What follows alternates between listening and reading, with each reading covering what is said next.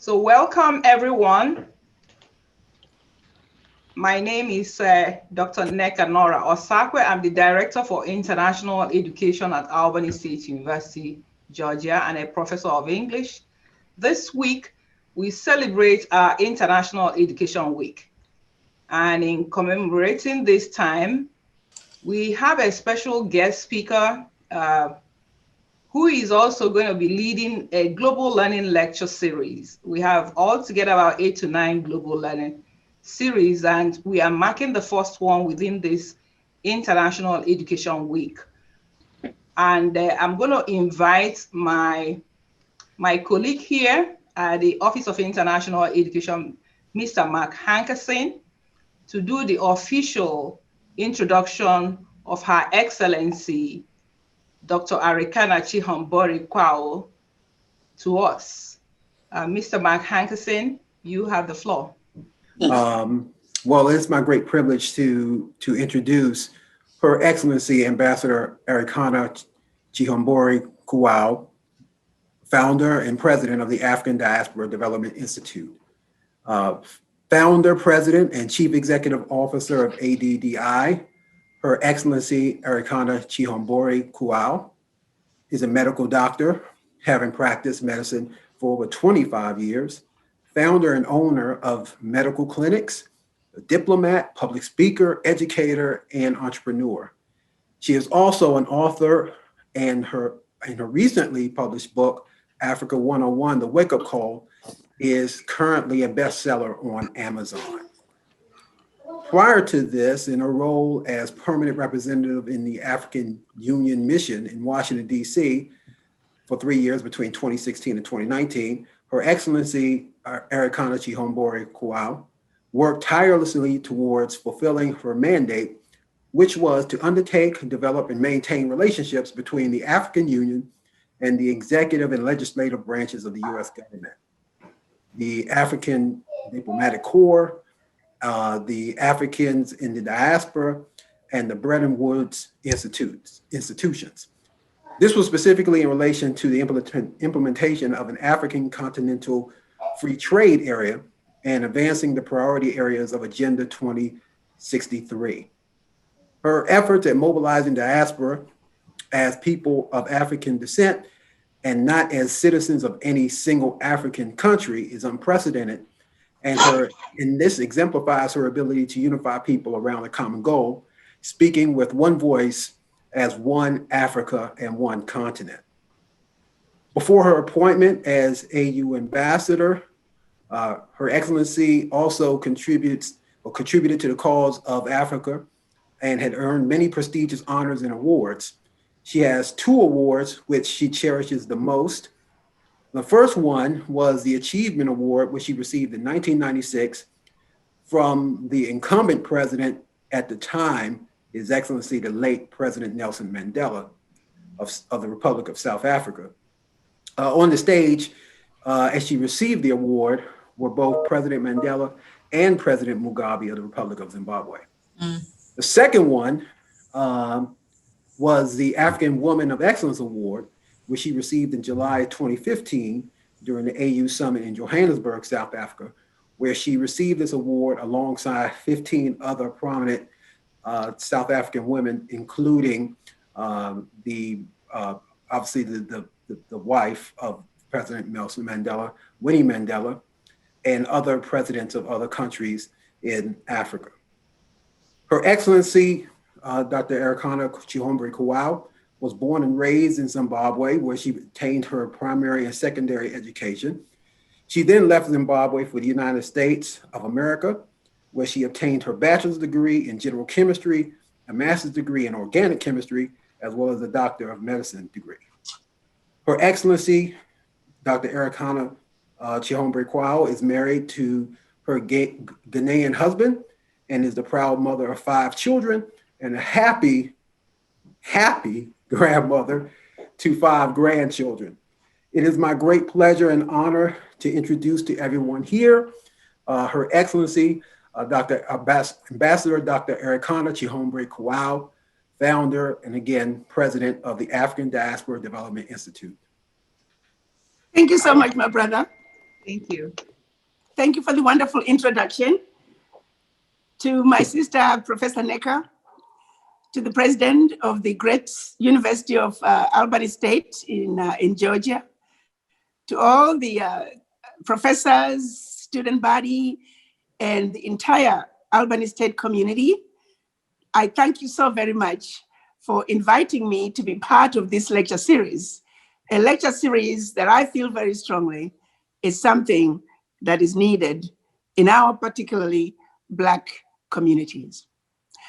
As I was the ambassador to the African Union ambassador to the United States, I came to Washington with a clean slate, with an open mind. I wasn't quite sure what a medical doctor was going to do in Washington.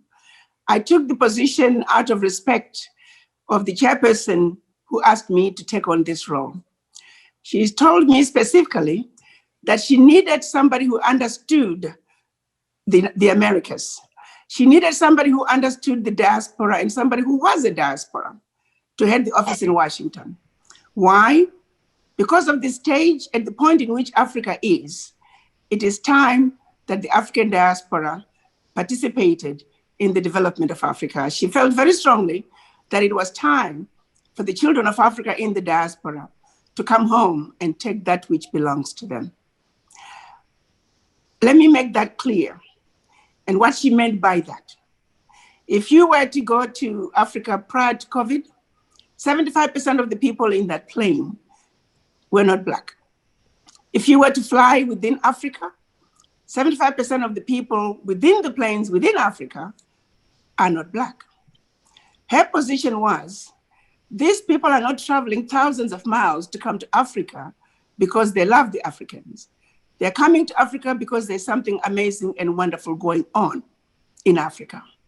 The question then becomes, why is it that the children of Africa in the diaspora are also not coming home to Africa and take what actually belongs to them? And they would often say, where are the African Americans? And I would always remind them that diaspora are not just African Americans. They're African Caribbean, they're African Latino, but in their minds, they were thinking, where are the African Americans? They too must come. They must invest in Africa. Let their money work for them in Africa. They can go back to America and play golf, just like other people do. So she felt that there was something that needed to be done to bring the children of Africa home, to let them understand what is going on so they cannot be left out in claiming what belongs to them. Others are coming in as visitors. But the children of Africa, when they come, they're claiming what belongs to them. So with that in mind, I still did not know where to begin. You know how we are as Black people. We don't get along. We don't believe in ourselves, let alone in each other. So it is, I went in with the open mind. I would attend meetings that quite often I'm going, what am I doing here? You know? But slowly as time went on, I began to realize one common theme. And it was that disrespect for Black people. Sometimes I would have senior officials, and you think, surely they ought to be able to respect them. But they would be disrespected in so many different ways, being given appointments with people that are way below their ranks. Slowly, I began to wonder, why is this happening, even at this high level? What needs to happen in order to stop this? And as I traveled around the country, and I'm speaking to diaspora, and I'm giving my usual speeches, I began to realize how ignorant people were about what was really happening in Africa. The one that really got me upset was the Pact for the Continuation of Colonization, which is a pact that the French made the African countries sign, as they were being told on one hand, you are getting your independence, but on the other hand, in order for you to become independent, you must sign this document agreeing to continue to be colonized. Think about it. And through that pact, African heads of states of 14 African countries were forced to give up initially 85% of their bank reserves to France every year. Up until they finally ratified the law in May of this year, African countries were sending to France upwards of $500 $500 billion to France for over 60 years. And as I would speak to that, to my utter shock and amazement, the realization that most people did not even know that this was going on. And that included people in leadership, people in decision-making positions that they needed to stop this horrendous abuse of the continent. So it is, as I continued to travel, I began to realize that there was even more information about Africa that people did not know. So based on that, I started doing videos. I started giving more lectures. I accepted as many invitations as I could. But in the end, I said, there's only so much I can do, so much talking I could do. So I decided to really tell the story. I decided to write a book, which is called Africa 101. And that is what I have embarked on since leaving the mission in November of last year. Africa 101 is a book that was written as a way of saying to the world, here is what has happened to Africa. We talk about Africa before the settlers came to Africa. In the book, we talk about an Africa that was once the center of the world. In Africa 101, we talk about an Africa that gave birth to the Roman Empire, an Africa that gave birth to the Greek civilization, an Africa that if it were not for Africa, we would not have those civilizations. An Africa that gave us 2,500 years before the Roman Empire, before the Greek civilization, the Africa that gave us the pyramids, an Africa that gave us Zimbabwe ruins, an Africa that gave the English language the basis for their language, the Yoruba language. The English language is derived from the Yoruba language. An Africa that created the first laws of engagement, laws of living with each other in harmony as humanity. An Africa that taught the world what it means to be human. An Africa that led without ever oppressing anyone. An Africa that led the world without ever taking over any nation. An Africa that understood what it means to live with others in harmony. That Africa is the Africa that was destroyed when the settlers came to Africa. That Africa is the one that was robbed of Africa's civilization and all the developments that Africa had. The settlers came in, they took everything that was valuable to the Africans. They used it to then label themselves as civilized, but turn around and use that knowledge that they took from the Africans and then told us we were the uncivilized. I'm talking about the Africa that civilized the Western world, an Africa that has been robbed of her former glory, an Africa that must regain her former glory and take her position as the center of the world once again. So in the Africa 101, we talk about that Africa that once was. We talk about how that Africa was destroyed. And then we move on into slavery, how they started taking up the best, the bravest, the fittest, the smartest out of Africa. I often say to my African-American friends, don't you ever let anyone make you feel inferior.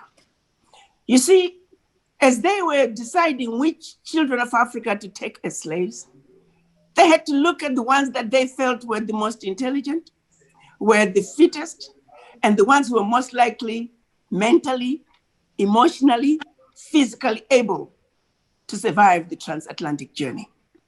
So if you are an African American, if you are an African Caribbean, African Latino, African European, remember that you are the descendant of the creme de la creme of not only Africa, but the world. Because you see, life as we know it began in Africa. The Black woman and the Black man, whether we like it or not, the fact is what it is. Life began in Africa. They went to Europe looking for the origins of humanity. They couldn't find it. They went to China. They went all over the world looking for evidence of the origin of humanity. And of course, they came to Africa last. because they didn't think life could have possibly begun in Africa. And voila, they found the evidence of the origins of life in Africa. What does that mean? That means the Black man and this Black woman are the mothers and fathers of humanity, whether we like it or not. It is just simple fact.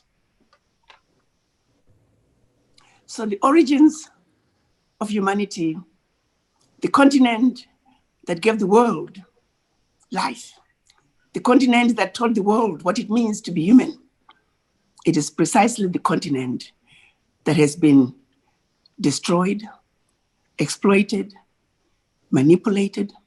The exploitation that started back then with the settlers continues to this very day. So when they took the children of Africa as slaves, they took the cream de la cream.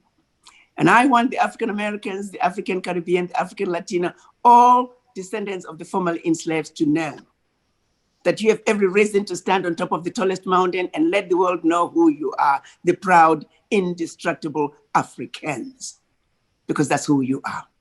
The DNA that runs in your vein is the DNA of originality, and it is the DNA of the creme de la creme of the world. Fact. I don't know of any other race that could have been subjected to what the slaves were subjected to during the transatlantic journey and even after they arrived in the Western world, that they could have survived. Any other race subjected to what the Black people have been subjected would have been extinct by now. Fact. So let's make no mistake about it. The journey of the Black people, the journey of the African, if we can just take Africa back to her former glory, that is the Africa we are talking about. That is the Africa that gave the world what it is today. That is the Africa that must be respected and be put on the highest pedestal because of what Africa has done to the world. But that Africa nobody knows about. So Africa 101 is on a journey to let the world know what has been done to the Black person on earth. I got in on the phone. What has been done to the Africans as a way of criminalizing the Black people, demoralizing Black people, making us feel inferior and accepting ourselves as an inferior race. Africa 101 starts with the beginning of an Africa that once was. It goes through to how the children of Africa were taken out of the continent as slaves, continuing on to how they organized themselves in order to see to it that Africa and her children were forever defeated and dominated. By that, I'm talking about the Berlin Conference. After they had been visiting Africa and stealing from the Africans in a haphazard way. You see, the British would jump in, they heard about this amazing continent with everything they could possibly need. And they came and they looted from the Africans. The Germans did the same thing, the French did the same thing, the Italians, the Belgians, the Spaniards. And pretty soon they started stealing from each other what they had stolen from the Africans. And before you know it, they were getting ready to fight each other. They were getting ready to have a European war on the African soil. So Bismarck, the then Chancellor of Germany, called up on his sidekick, King Leopold, and said, come on, let's do something about this situation. We do not wish to have a European war on the African soil. Let's meet in Berlin, Germany. Let's organize ourselves so we can see to it that Africa and her children are forever defeated. Let's organize ourselves so we can maximally exploit this amazing continent. So it is, Berlin Conference was born. For 4 months, from November of 1884 to February of 1885, the colonial masters, so to speak, they came together every day. They got up, they sat around a great big old table, and across from them was a big old map of Africa. They took their carving knives and they started strategizing on how to chop off Africa into the tiny little countries, tiny little economies that are easy to exploit, economies that cannot survive on their own, and how to put an agenda in place that for generations, the Africans Africa and her children, not only in Africa, but around the world, will continue to chase their tails. From Africa, from the Berlin Conference, Africa 101 takes you again on another journey. Talk about the carnage, the atrocities meted to the Africans. By this one, I'm now highlighting, for those who might think I hear this all the time, especially here in the United States, African Americans who say, oh, we suffered more than the Africans on the continent. Well, there are more chapters in the book that highlight why that is incorrect. It is false. I can't remember what page it is. I show a picture of Black people hanging from a tree in Bulawayo, Zimbabwe. They were hung after they refused to give up their land. And right below it, I have a photograph of Black men being lynched in Georgia. What has been done to us as a people was atrocities of the highest order. What we were subjected as Black people, no matter where you find us on earth, it was a systematic, organized abuse of a race, simply because of the color of our skin. Then they move on to then finally say, well, we're going to give you independence. We're now in the 50s and 60s. But they weren't quite happy. The only reason they started doing that is because they were tired of fighting Africans who now had picked up again and started fighting back. So they said, well, we can play this game. We will give them this limited political independence, which of course to this day, the average African country doesn't have control of not only the economy, but even the politics. Because the powers that be get to decide who can be the next president, depending on how rich that country is. The richer a country is, the more conflicts you're gonna find. So it is that independence came, but limited independence. What was flat out denied from the Africans was economic liberation. You see, they had tasted the continent. They understood the continent and all its riches. That they were not prepared to give up, and that to this day, they're not prepared to give up. If the country was a former French colony, the French remain alive and well. They have their military within that country and can invade the country without notice. Their businesses have the first right of refusal of all contracts, big and small, private, public, to this day. And the majority of the multinationals that control the economy of that particular country are naturally French companies. If you were colonized by the British, the same is true. The majority of the multinationals in that country are British companies. You were colonized by the Spanish, by the Belgians, by the Germans, by the Portuguese. And so it is to this day. That is the story of Africa, where we still do not have control of our economy. So when people say, why is Africa not moving forward? How can Africa move forward when we are giving $500 billion to France alone? That's just France alone. That's called hard cash going to France. That's before what the multinationals are taking. That's before the safe havens, tax havens that they are using to mine, extract natural resources out of Africa. They underreport what they mine. They underreport what they sell those for.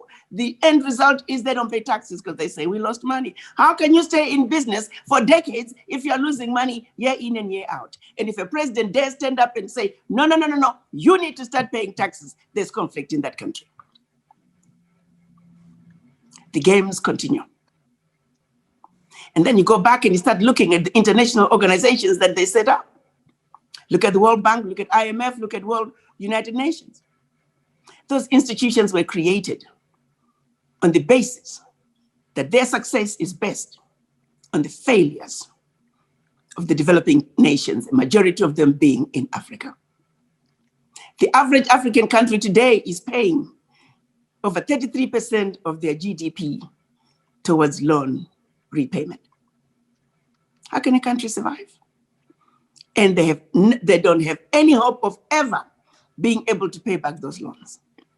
Those are all games that are being played using international financial structures, international political structures.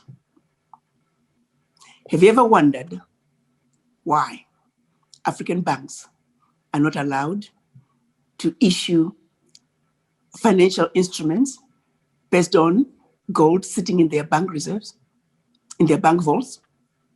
African banks are not allowed to keep gold in their bank vaults, but they're allowed to sell their gold outside Africa. France does not have a single gold mine. It has the 8th largest reserves of gold.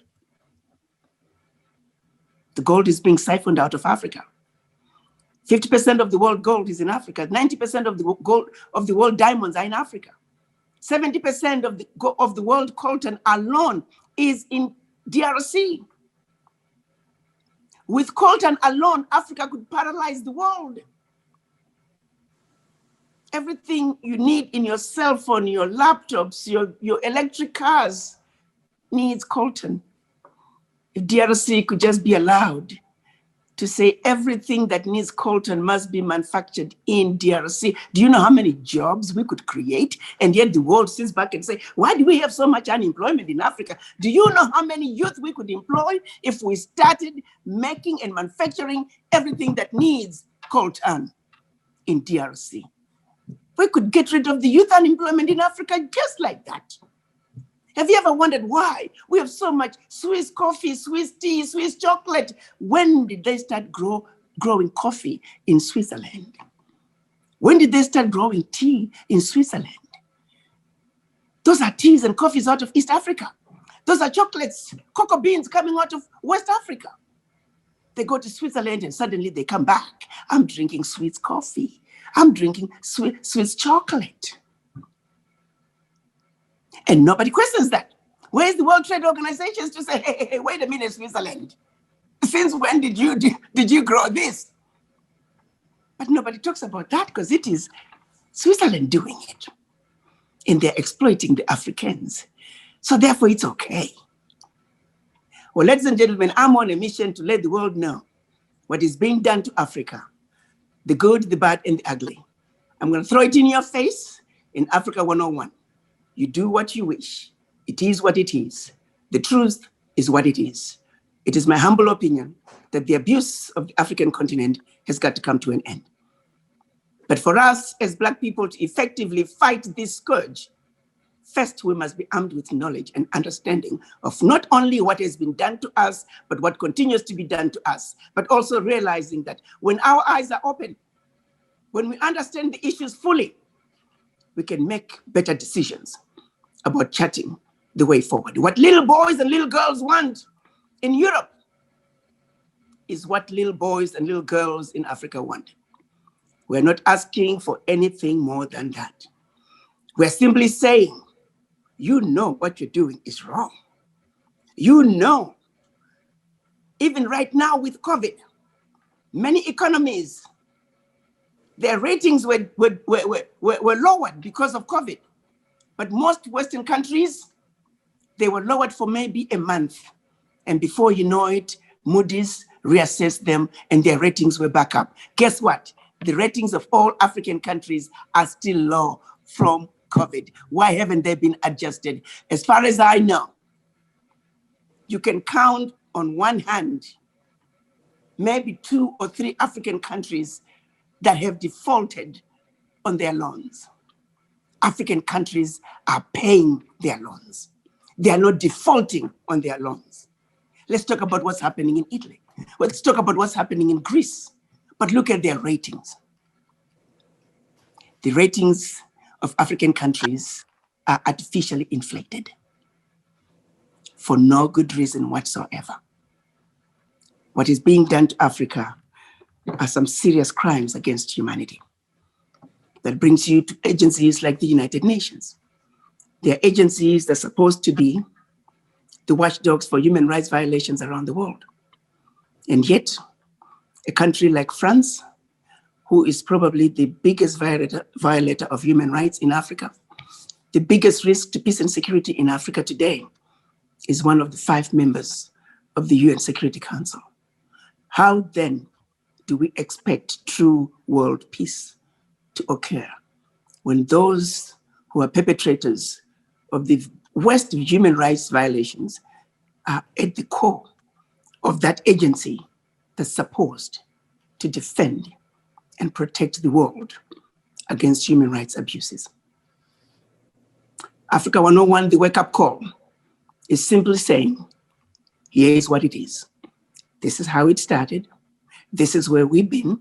This is what has been done. And this is where we can go, united together as informed children of one mother Africa, as informed people of the world who are saying, this is not the world we want. The average citizen of any country, regardless of your color, they are not aware of what their governments are doing to the Africans. They're not aware of the depth of the abuse of Black people. I think for the first time in the 40-something years that I've lived in this country, when George Floyd was murdered, I felt for the first time that Black people, white people, green people, yellow people, brown people, whatever color people, we're all looking through the same window. And for that 8 minutes and 46 seconds, we saw the same thing. For that 8 minutes and 46 seconds, we saw racism, bigotry, and hate in broad daylight. And we understood it for what it was. Why did it take George Floyd for some to begin to say, you know what? I guess there's something called racism in this country. I guess there's something called discrimination and bigotry and hate in this country. Better late than never. I once gave a lecture at George Washington. One of the students was a French young man. And by the time I finished, he said, Ambassador, I did not know these things were happening. I'm French. I grew up in France being told Frenchmen were going to Africa to civilize the Africans, and they truly believed in it. They never told them the carnage that they brought to the continent. I have a page, I forgot which chapter, and I heard from this woman who was actually alive, and she took that photograph. She's still alive to this day, and some of those soldiers are still alive to this day in my book. I won't mention the country, but these soldiers, French soldiers, had gone to church on a Sunday. And after church with their wives, they dropped their wives and children home. And then they go into the African villages and start looking for Black men to behead as something to do Sunday afternoon for fun. And after they behead these Black boys, they put their heads on a stick. You'll see the page in the book. And they were parading the heads, having fun with little heads on a stick.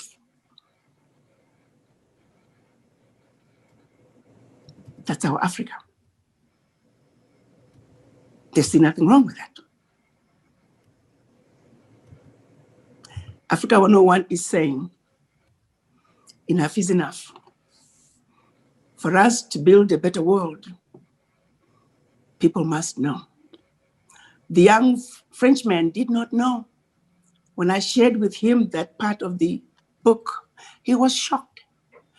I said, yes, my son, when they were going to Africa, that's how they had fun.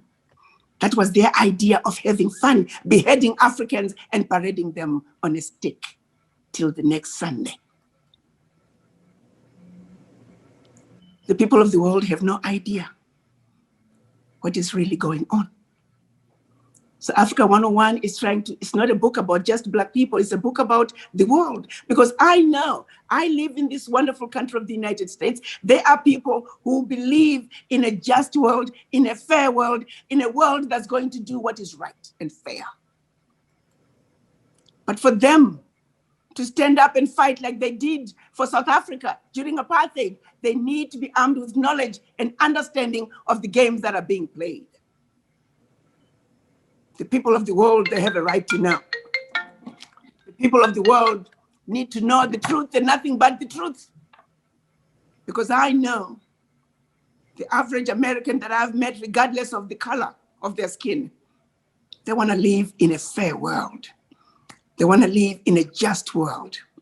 They want to live in a world that they say, my child, regardless of the color of their skin, they could be born in Montana. They should be able to wake up and say, I want to live in Nigeria. They should be able to do so freely, without fear because of the color of their skin. Oh, I'm white, I may not live in Nigeria. Oh, yes, you can.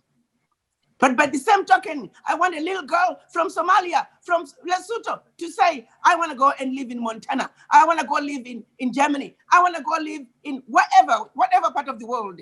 They should be able to move freely. When we lie to our children, regardless of their skin color, we as elders, we are doing a serious disservice to our children.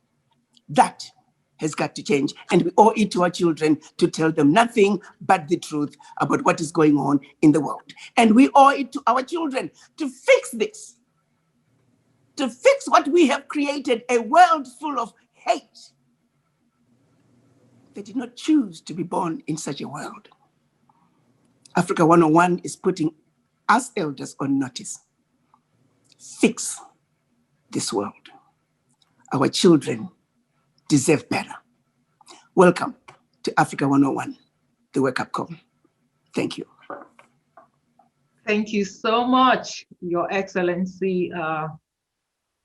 Arikana Chihombori-Quao. I don't know what we can do without you. This is awesome, and this is just the first lecture. We're going to open the floor up now for questions. I know you all have a lot on your mind, what you want to do. You can put in your questions in the chat box, and I have a moderator here, Mr. Hankerson, will be looking at and reading out your questions. Or if you want, if you show your hand, I can unmute you and you can ask your question.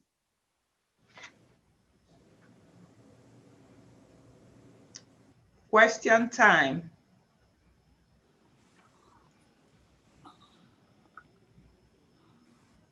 Okay.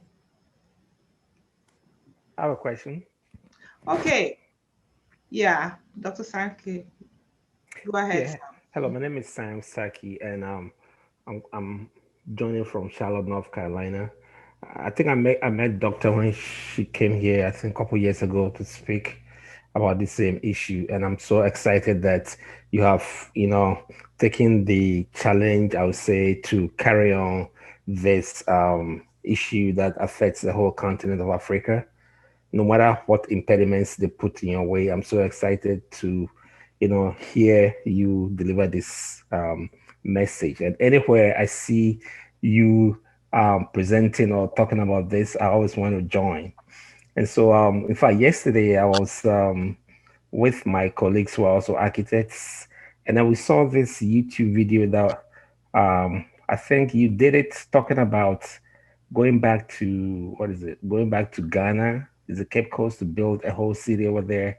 Yes. And I was so excited coming from you. I know it's something that you really will see to it. So if you can shed some more light on that one, I'll highly appreciate that. Absolutely.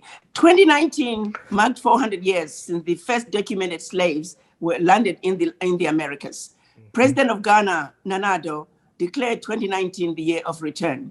Of 1 million Black people, descendants of the formerly enslaved, poured into Africa. Majority ended up in Ghana. As a follow-up to the year of return, President Nana Addo would like to see a city, which he is calling the year of return. So he has commissioned Cape Coast, which is the city, the town rather, where the castles, they call them castles, we call them dungeons. There's a port there in Cape Coast. For those of you who are not aware, 80% of these children of Africa who were taken away as slaves out of West Africa, they were all pulled into Ghana. Those who were taken to North America, they left through the port at Cape Coast. So they called that Cape Coast, castles. We call them Cape Coast dungeons. Those who were taken to the Caribbean and South America, they left through the Elmina castles. President of Ghana is saying, let's stand at the port of Cape Coast. Let's look at the Americas and let's tell the slavers once more that while they may have won for over 400 years, the soil where they last stepped foot on the African soil is the soil where their descendants are going to come back and build their homes and say, yes, We may have been lost for over 400 years, but when it's all said and done, we're the ultimate victors. President Nana-Addo would like to see the children of Africa have a home in Ghana. He would like to see the children of Africa complete that journey of return. It is something that is way past due. As an African-born individual, I am ashamed that 2020, Africa has not done something to repatriate her children. This is the journey that must be completed. The children of Africa must go home. And we could not have found a better place to have the city of return, Wakanda city of return, right at the port, right at the very soil that your ancestors last stepped foot on the African soil. So it is important that this city is a city that's going to be built as part of the healing that is needed for the children of Africa, descendants of the formerly enslaved. So we're looking forward to updating you monthly as to the progress for this city, but it is something that is going to bring so much healing to so many people at so many different levels. Thank you so much. We have another question from Dr. Ochie. Hello, Your Excellency. Thank you so much for this gratifying message. It's wonderful. Thank you for bringing this message to us. This is very, very good. My question is, I'm calling from Albany State University. My question is about the youth. You know, a lot of us are getting old now, and we wonder, our youths, do you think that they are ready for this fight? Do you think that our youths have been given enough information and enough energy to continue this fight? Because, you know, it's going to be a long fight. And I want to know what's your view about our youths. We saw what happened in Nigeria a few weeks ago. Do you think that our youth will be ready to continue the fight? Because the fight is going to be external and internal, you know? Absolutely. Actually, for those of you who are not aware, since I started talking about the Pact for the Continuation of Colonization by the French, the optics become so bad for the French because of the youth. The social media was ablaze once people began to understand what France was doing through the Pact for the Continuation of Colonization. The anti-France sentiment were rising so rapidly among the youth of Africa. It is actually the pressure from the youth that was now being obvious in the social media that France finally had to come in and ratify a law stopping the African countries from depositing their bank reserves with France. That took place in May of this year. Finally, after 60 years, if it were not for the knowledge that we gave to the youth, we armed the youth with the knowledge to say, this is what's happening. The reason you don't have a job is because 500 million is going to France. Yes, we have leadership issues, don't get me wrong. But golly, even if the watchdogs say 50 billion comes out of Africa from corruption every year, that's a lot of money. We must go after it. But at the same time, France alone is taking over 500 billion. So even if we double what corruption is taking out of Africa from people in leadership, that still leaves 450 billion going to France. I'm saying we armed the youth with knowledge to say, this is really what's going on. Yes, we have issues in our own beloved continent, but let's prioritize. You got two thieves, one holding a briefcase with 50 billion and another thief holding a briefcase with 500 billion. Be smart. Go after the one with 500 billion first, then come back for the one with 50 billion. The youth got the message and the youth went crazy.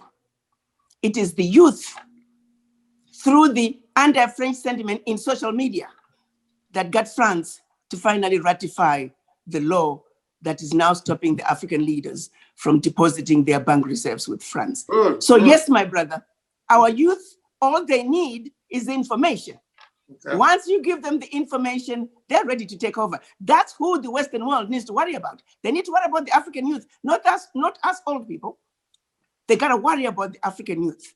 Yes. An African youth that is informed is an African youth that's gonna take over and change Africa. That I know for a fact. Wonderful, wonderful. Awesome.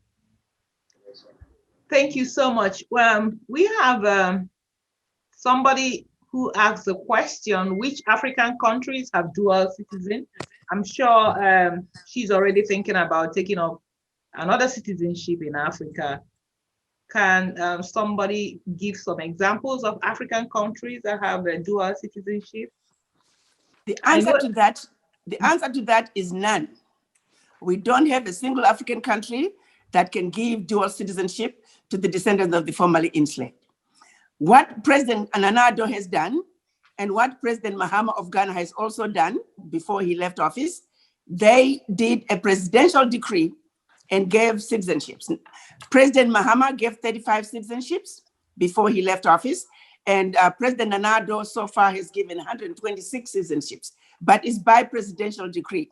No African country has a pathway to citizenship where the children of Africa, descendants of the formerly enslaved, could get up and say, I want to go to Africa tomorrow. There is no pathway. So those are some of the issues as ADDI we are going to be reaching out to see if we can address through the proper channels, through the 6th region, which is something that we're working on to table with the African heads of states. So the 6th region can move on from being a political decision to being a final decision that we can actually begin to talk about citizenships, 6th region, and being the 6th region being the same status as ECOWAS or East African Community or SADC. So that's a journey that we have to go through.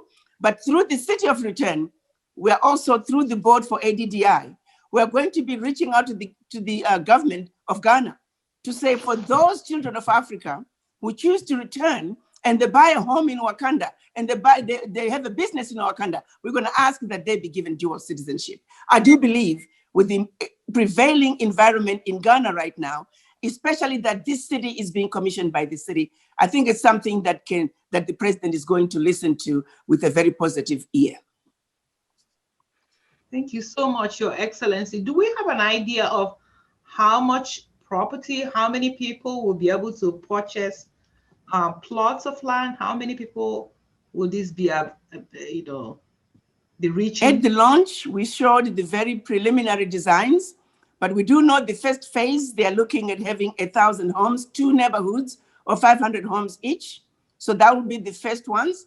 But also there are going to be some business opportunities, investment opportunities at every level. Phase 1 is going to have a resort community, which is going to be the diaspora village with some homes around it. And then we're going to just develop it into a whole-blown city, big city. There's going to be an airport.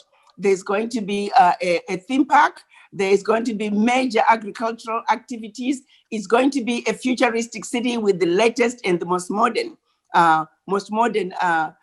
amenities that a city could have. We're trying to show the world that an Africa that once was can be built by the Black people, for the Black people, starting in Cape Coast, which is a very sacred place when it comes to descendants of the formerly enslaved. So yes, the first 1,000 homes are going to be launched sometime in February. The architects are busy working. Next month, we're going to have another event where we're going to show you how the development is progressing. And by January, they are telling me they will be ready to get people to start making their commitments. The first 1,000 homes are the ones that are going to be built in phase 1. Thank you so much, Your Excellency. Do we have any other final thoughts or questions? Yeah. Anybody want to chime in? Yeah. Yes, go ahead. Dr. Oche, after Leslie, we have Leslie here. Leslie, go ahead. Okay, good afternoon. It's quite interesting to be participating in this conference, and also to Our Excellency Dr. Arikana. Thank you for the valuable information that you have given us in the past years. I have one concern that's personally for you, and a question. My personal concern is knowing what has been done to leaders who tried to open up our eyes and our minds by these colonizers. They have taken very drastic measures towards their lives. Are you very well protected? Because I'm very concerned about that. And my question is, I'm from the Caribbean, the island of Curacao, and I don't want to go to the continent traveling either to Europe or the America. I want to go straight from the Caribbean to the continent. Are you working on some sort of way to get African airlines to do the connection so that we can travel directly from here to there? Actually, thank you. Yes, it's interesting that you should say that. We are actually in conversation with Ava Airlines. This is a brother from Dominican Republic. He is already planning on having a non-stop flight from the Caribbean, non-stop to Accra. And also we are looking at a non-stop to Equatorial Guinea. So yes, that's actually being in discussion. I don't know if you're familiar with Ava Airlines. I know he's based in Dominican Republic. So yes, I joke with him and say, you are trying to finish the unfinished business of Marcus Garvey, except it's no longer a ship. This time we're going to be flying. So yes, that's being discussed. It's needed. There's no two ways about it. Because remember, even going into Europe, it was by design to make sure that you stop in Europe, spend your money, and then by the time you go to Africa, you don't have much left. Coming back, you stop in Europe, spend your money. It is really, when you think about it, the way they did these things, it is a joke. If it wasn't real, you'd think it's funny. But what's really amazing is that we as Black people have failed to undo it. We have failed to say, wait a minute, this is insane. It must stop. It's 6.5 hours from the Caribbean to Ghana. But you gotta spend 24 hours, sometimes longer, going through Europe. And this is 2020, and we're still doing it. Are you with me? There is something terribly wrong with us. Yes. But of course, we've been programmed. We're waiting for somebody to do it for us. I'm completely with you, madam. And pardon me, the name of the owner of the Ava Airlines, could it be some Mr. Arundel? Yes, Olivier Arundel, yes. Olivier. Oh, I think I know who that person is. Yes, he's gang-ho. We are helping him get his licenses in Africa, yes. He's definitely going to be coming to Ghana. Okay, that's good news because he was with us on the island of Curacao trying to get an airline started. But then I don't know exactly what went wrong. So he did move to the Dominican Republic. Right. So now he is working on getting the first airline to go to Africa. He is dead set on that. He's determined. He's looking at the first voyage being in December of next year. Can you just give me a hint just about around what time? Because definitely I'm preparing to make that trip and I really want to make it before my eyes close. Yes, like I said, he has hinted to us that he is looking at December of 2021. I don't have the exact date because he's doing some preliminary paperwork that needs to be done in order for him to land in Africa. Okay, well, I'll wait. Thank you, madam. All the best. Thank you so much. Thank you so much, Leslie. Dr. Ochie, do you want to just one quick question and we are wrapping up now? Okay, Ambassador, again, I know that a lot of African Americans have been involved in this fight. So many of them. I remember Trans-Africa and so many African Americans, Blacks, our brothers here and sisters, they've been involved in this fight. And we have some here in Albany as well. And my question is, because I feel that Black people will not be together in anywhere unless Black people all over the world are connected. Because, you know, here in the United States, white people here, they go to Ireland, they go to Germany, they go to this, until you have Black people, wherever they are, having a connection to Africa, you're not going to have that Black pride you want to talk about. So my question is, are we having enough connection with each other, the continent and African Americans, are we going in the right direction in terms of working together to accomplish that goal? Absolutely. It starts with communication. I think what I noticed again during my tenure is something I hadn't quite realized the enormity of it. The divisions between the continental Africans and the African Americans in this country. At the universities, I went to speak at one university.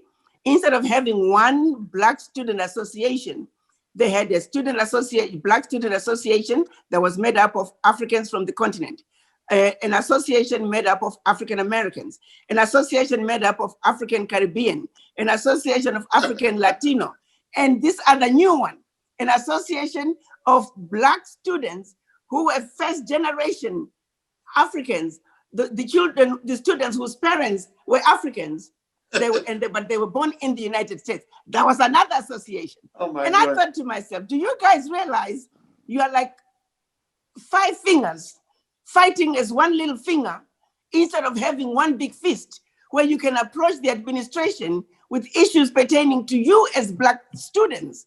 Yes. Speak with one voice.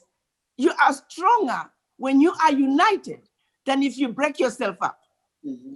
But the thing is, they didn't even see anything wrong with what they were doing. It's insanity of the highest order. It goes back to the mind that is colonized, to the mind that is suffering from the legacy of slavery. They were totally blind to what they were doing. At Cornell, that was a few years back, the African American students, they were actually protesting against the continental Africans and the Caribbean students, claiming that the administration was using enrollment of students from Africa and students from the Caribbean to cover the Black quota. So I went to see them and I asked the student, I said, did it ever occur to you to go to the administration and ask for an increase in Black enrollment? I'm pretty sure the Chinese have a much higher enrollment than yours. I said, did it ever occur to you, if the issue were the foreign students, has it ever occurred to you to also protest against the Chinese or any other students from Europe? And they looked at me like I was crazy.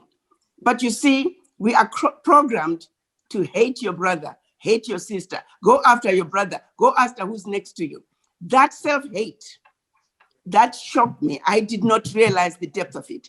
And then after dinner, after the program, I was taken for dinner at the university. And then as we were talking, it became apparent to me that even within the universities, the continental African professors and the African American professors feeling like the continental Africans and the Caribbean are getting preferential treatment. It is exhausting. It is exhausting just to know that this is happening. It has to come to an end. Yeah. Our strength is in our unity. And that means each and every one of us must make a commitment to say, I will trust my brother. Now, if my brother or sister does not trust me, it's on them. But my attitude is going to be, we are going to work together. I am no better than anybody else. Because the truth of the matter is, if you, the professor who was born in America and the professor who was born in Africa are walking down the street, they see 2 Black men, period. They do not see a Black man who was born in New Orleans and a Black man who was born in Accra, Ghana. They see 2 Black men. So why are you introducing divisions to yourself? Our strength is in our unity. Let's unite. The divisions that we have been taught to self-hate, we must struggle and fight very viciously to rid ourselves of that disease. That means each and every one of us has a responsibility to have a serious conversation with the image in the mirror and ask yourself those difficult questions. Why do you think the way you do? Why do you feel the way you do? We need to change. Thank you. Thank you so much. I'm afraid we have to stop here now. We are above time by 3 minutes, 3 seconds, I think. Thank you so much, Your Excellency, on behalf of the President of Albany State University, Mrs. Mariam Cedric, and the Provost and Vice Chancellor for Academic Affairs, Dr. Peters. I want to say a big thank you to you. We can never thank you enough for making our time to be with us today. as we celebrate the International Education Week